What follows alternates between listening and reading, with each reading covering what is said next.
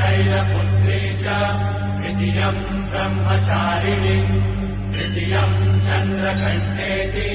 कुष्माण्डेति चतुर्थकम् पञ्चमम् स्कन्दमातेति षष्ठम् कात्यायनीति च सप्तमम् कालरात्रीति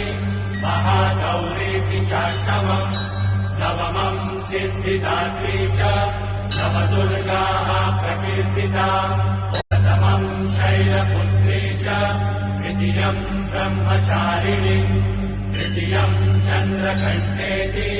कुष्माण्डेति चतुर्थकम् पञ्चमम् स्कन्दमातेति षष्ठम् कात्यायनीति च सप्तमम् कालरात्रीति महागौरीति चाष्टमम् नवमम् सिद्धिदात्री च नवदुर्गाः प्रकीर्तिता।